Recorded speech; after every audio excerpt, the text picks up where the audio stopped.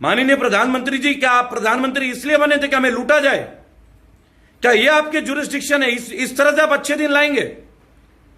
मैं एक देश का नागरिक हूं और मैं इस देश से प्रेम करता हूं, सम्मान करता हूं और स्नेह करता हूं और आपका भी सम्मान करता हूं, लेकिन आपने तो हमें कहीं का नहीं छोड़ा। जब चाइना कुछ करता है हमारे अंदर घुस जाता है, आप कहते हैं चाइना का ऐप छोड़ दो, चाइना हमारे मैप बदलने में लगा, आप ऐप बदलने में लग जाते हैं। आखिर ये चाइना का ऐप आपके परमिशन से ही तो आए हैं ना इंडिया में? किसने लाया? इंपोर्ट कहां से होती है जब सरकार परमिशन नहीं दे तो? माननीय प्रधानमंत्री जी, आप भारतीय रेल को जो बेच रहे हैं, इनमें जो इतने कर्मचारी हैं, लाखों कर्मचारी, उनका भविष्य का क्या होगा? आपने पैरामिलिट्री फोर्सेस के पेंशन बंद कर दिए। माननीय प्रधानमंत्री जी, आपका ईमानदारी का पैमाना है जो मैं बता रहा हूं और मैं खुल के बोल रहा हूं। मैं जानता हूं मेरे घर वाले भयभीत होते हैं क्योंकि मैं आपके नहीं, आपके गवर्नेंस के विरुद्ध बोलता हूं। उन्हें मेरी फिक्र होती कि हमारे पुत्र की हत्या ना हो जाए। लेकिन माननीय प्रधानमंत्री, मैं विनम्र निवेदन करूंगा, हाथ जोड़ के आपसे एक बात पूछूंगा आज, और तहे दिल से आप मन की बात करते हैं ना, आज आप एक नागरिक की, रेबल सदानंद पति की दिल की बात को सुने। माननीय प्रधानमंत्री जी, आपने पैरामिलिट्री फोर्स और तमाम अलग सेंट्रल गवर्नमेंट के जॉब्स में से पेंशन खत्म कर दी। जिस पेंशन के आधार पर उनका जीवन चलता था, आपने एमएलए एमपीज की क्यों नहीं खत्म करी? माननीय प्रधानमंत्री जी, आप लोग तो 5 साल के लिए आते हैं, तो आपको जीवन भर के लिए पेंशन चाहिए। जो लोग अपना पूरा जीवन दे देते हैं अपनी नौकरी के लिए, 40 साल, तो उनकी आप पेंशन खा जाते हैं। ये कोई अच्छी बात है? ये आपका ज्यूरिसडिक्शन है? This is the way you give justice to people by being a prime minister of the great nation. I am very unhappy, honourable prime minister Shri Narendra Singh ji Modi ji, I am very unhappy with your decisions. Your decisions are so painful. They are not with logics.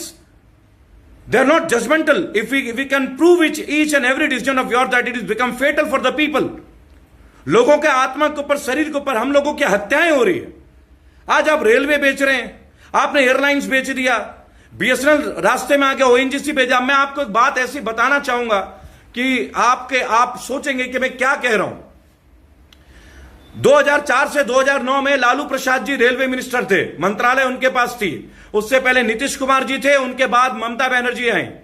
मैं आपको बताना चाहूंगा कि उनके rail मंत्री यानी 2004 से लेकर 2009 तक के शासनकाल में 20,000 करोड़ इंडियन रेलवेज का प्रॉफिट था। आप इंडिया टुडे के देखें इंटरव्यू को, जो कि एनजीसी का 25% सरप्लस में था।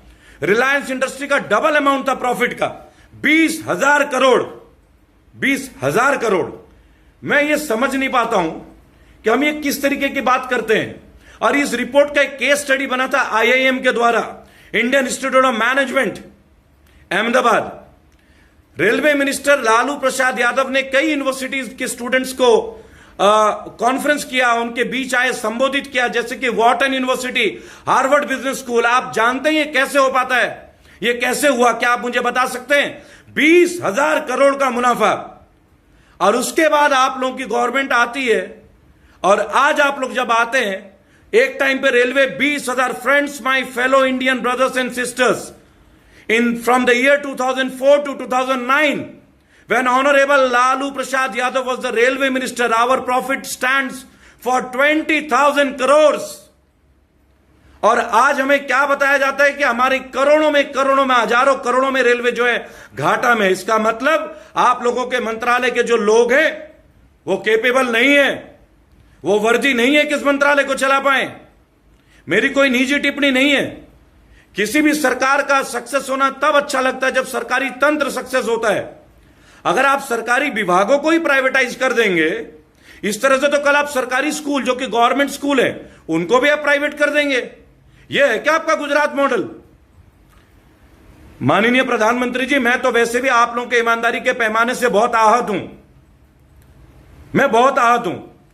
जब मैं बीसीसीआई में देखता हूं अमित शाह जी के पुत्र को, तो मेरा दिल बहुत दहाड़ मारता है, मुझे कष्ट होता है। एक बिजनेसमैन और क्रिकेटर।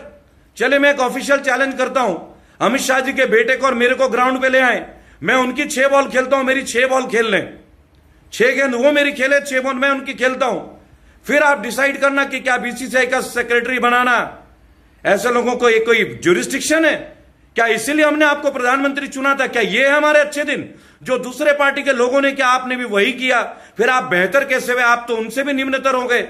माननीय प्रधानमंत्री जी, मैं सच सम्मान के तौर पर और भाजपा के जितने भी भक्त है जो भाजपा को मानते हैं भाई और बहनों, मैं हाथ जोड़ के एक विनम्र निवेदन करूंगा।